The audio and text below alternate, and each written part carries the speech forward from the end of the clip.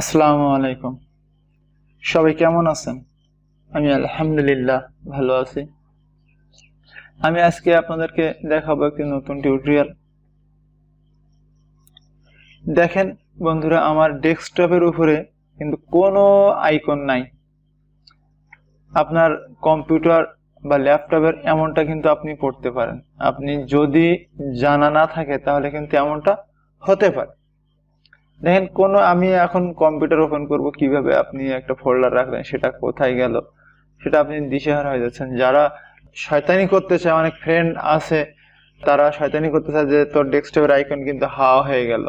এটা কিভাবে সম্ভব আর কিভাবে আপনি এটা ফিরিয়ে আনতে পারবেন সেটা আমি আপনাদেরকে আজকে বিস্তারিত দেখাবো। সাথে থাকবেন ইনশাআল্লাহ। দেখেন, আপনার এখানে রাইট বাটন ক্লিক করবেন ডেস্কটপের উপরে। রাইট বাটন ক্লিক করার পরে ভিউ থেকে আপনি শো ডেস্কটপ আইকন ক্লিক করবেন। দেখেন এখানে কিন্তু সব চলে আসছে। আবার আপনি দেখেন ভিউতে ক্লিক করার পরে যে শো ডেস্কটপ আইকন, এটা আপনি উঠিয়ে দিলেন, আপনার এটা কিন্তু চলে গেল। তাহলে সিস্টেম একটা, এটা আপনারা একটু মাথায় রাখতে হবে। এরপর আরেকটা বিষয় আমি আপনাদেরকে দেখাই। এখান থেকে যে দিস পিসি আছে, দিস পিসিটা অনেক সময় কিন্তু মিসিং হয়ে যায়।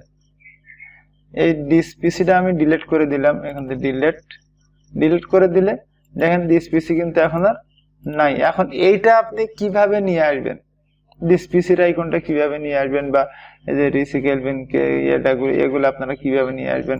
কন্ট্রোল প্যানেল আমি ডিলিট করে দিলাম, রিসাইকেল বিনও ডিলিট, এটা অটোমেটিকলি থাকবে এখানে। আর দেখেন আর কোনো আইকন কিন্তু এখানে নাই। তাহলে এইগুলো আপনি ফিরিয়ে আনতে আপনার এমন সময় দিলে অনেকে ডিলিট করতে পারে। সেই ডিলিট করা আইকনটা আপনি কিভাবে ফিরিয়ে নিয়ে আসবেন সেটা আমি আপনাদেরকে এখন ইনশাল্লাহ দেখাবো। তাহলে দেখেন, এটা আপনি রাইট বাটন ক্লিক করবেন, ক্লিক করার পরে পার্সোনালাইজে ক্লিক করবেন। ক্লিক করার পর এমনটা আসবে। আসার পর আপনি দেখেন এখানে অনেকগুলা অপশন আছে। অপশন থেকে আপনারা যাবেন থিমসে ক্লিক করার পর আমার উইন্ডোজ 10 দেয়া, এজন্য এমনটা আসছে। অনেকের এই ডাইন সাইডে আসবে। আপনারা এখান থেকে খুঁজে নেবেন desktop icon setting. Desktop icon setting এ ক্লিক করার পর আপনার সামনে এমন একটা ইন্টারফেস চলে আসবে। চলে আসার পর আপনারা এখান দেখেন যে ডেস্কটপ আইকন, এখানে দেখেন আমি মাই কম্পিউটারে টিক দিলাম।